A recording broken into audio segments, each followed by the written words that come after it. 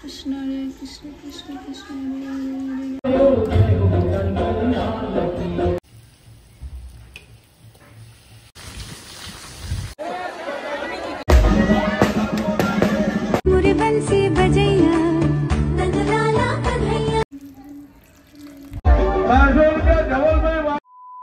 Happy Janmashtami everyone, welcome back to my channel. আশা করছি তোমরা সবাই খুব ভালো আছো আর আমিও খুব ভালো আছি।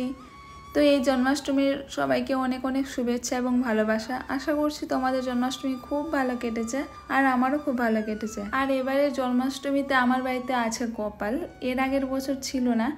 বাড়িতে গিয়েছিলাম আমি দিওয়ালিতে, তখন আমি নিয়ে এসেছিলাম গোপাল। তো আজকে তারই জন্মদিনে এত তোড়জাম চলছে আর আমি নিজের হাতে তার জন্য দোলনা বানাচ্ছি।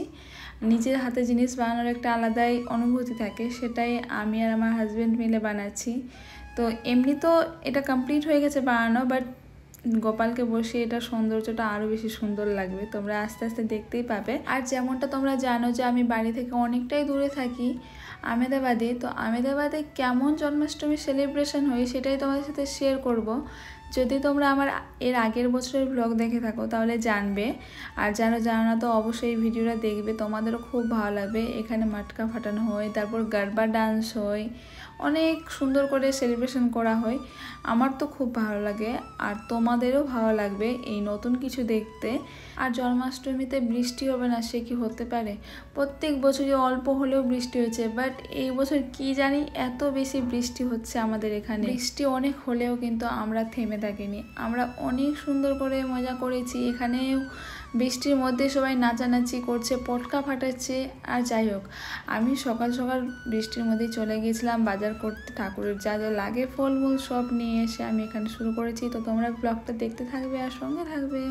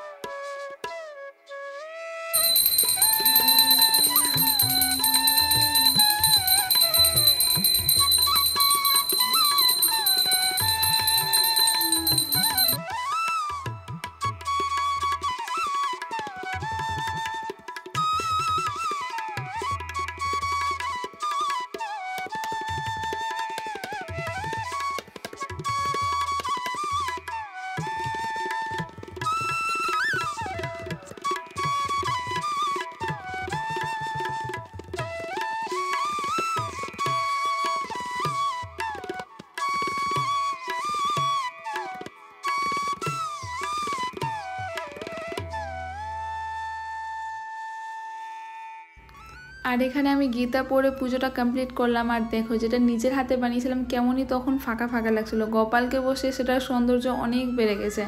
তো যাই হোক আমার পুজো করা হয়ে গেছে। আর এদিকে আমার বর নিজের জন্য রান্না বসেছে, কারণ আমি উপোস আছি, ও উপোস করেনি। আর এদিকে তোমরা বৃষ্টি দেখতে পাচ্ছ, কন্টিনিউ আমাদের এখানে বৃষ্টি হয়ে যাচ্ছে, আর মানে থামার কোনো নামই নেই। সকাল থেকে তো আরও জোরে ছিল, এখন অনেকটাই কমেছে। বাট আমরা পিছনে হাতি ঘোড়া পালকি জয় কানাইয়া লাল কি। তো এখানে খুব বৃষ্টি হওয়ার কারণে অন্ধকার হয়ে গেছে, যার জন্য আমি এখানে রিং লাইটও জ্বালিয়ে নিয়েছি। ব্যাকগ্রাউন্ডটা নিয়ে নিয়ে তো मुरे बंसी बजैया नंदलाला कन्हैया, मुरे बंसी बजैया नंदलाला कन्हैया, मुही मुही ऐसे नहीं छेड़ो सावरे, जाके यशोदा से कह दो कान्हा सो जा सदा, ओ कान्हा। আকাশের অবস্থা তোমরা দেখতে পেলে কি পরিমাণে ঘন কালো বাদল ছেয়ে আছে। তো যাই হোক এখন সন্ধ্যার সময় আমি হচ্ছে গোপালকে আবারও ভোগ লাগালাম, আর এখানে আমি সন্ধ্যা দিচ্ছি।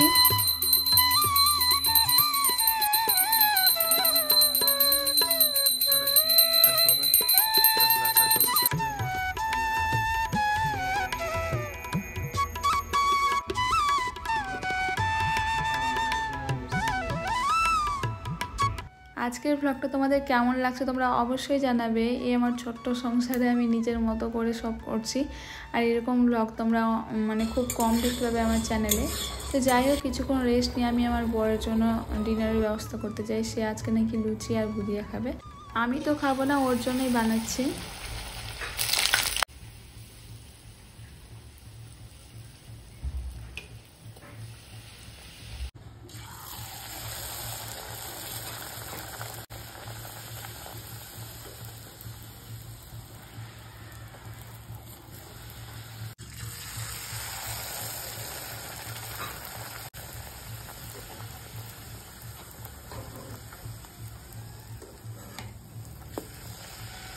আর এখানে আমি একা হাতে লুচি করতে গিয়ে আর ভিডিও করতে গিয়ে তেলের মধ্যে হাত ডুবিয়ে দিই। অ্যাকচুয়ালি আমি একা থেকে লুচি ভাজতে পারি না, লুচি বেলার সঙ্গে ভাজা সেটা আমার দ্বারা সম্ভব হয় না। সবসময় বড় হেল্প করে, বাট এখন হচ্ছে আমার সঙ্গে একটু তর্ক হয়ে গেছে, যার জন্য আমি রাগে রাগে একা থেকেই সব করছি, ওকে করতে দিচ্ছি না কিছু। তো যাই হোক ওকে খাবার দাবার দিয়ে আমি রেডি হয়ে প্রায় 11:30টার দিকে বেরিয়ে গেছি। ওই যে এখানে যে এত সুন্দরভাবে জন্মাষ্টমী সেলিব্রেশন হয় সেটাই দেখতে। তো বৃষ্টি পড়ছে তোমরা বুঝতে পারছো, ছাতা নিয়ে বেরিয়েছি।